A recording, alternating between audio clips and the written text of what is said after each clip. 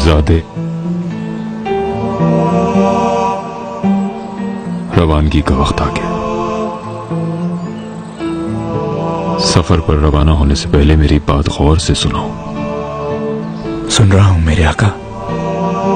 मुस्तफा, मेरे शेर, सुनो।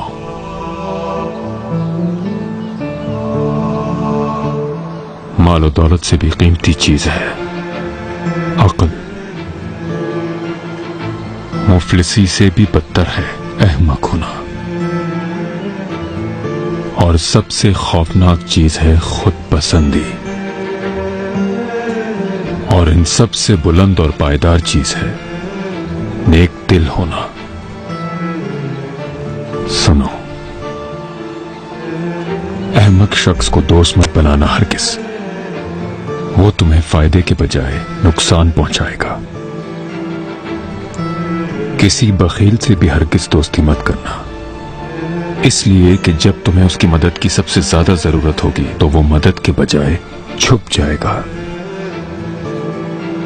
और कभी गिबत करने वाले को भी दोस्त बिल्कुल मत बनाना, क्योंकि वो तुम्हें किसी भी लम्हे दगा दे जाएगा।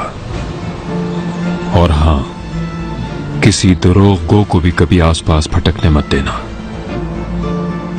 क्योंकि वो शराब की तरह है, तुम्हें दूर को नजदीक दिखाएगा और नजदीक को तुमसे दूर कर देगा। आपकी नसीहत ज़हन नशीन करते हुए इंसाफ की नुमाइंदगी करने जा रहा हूं आका।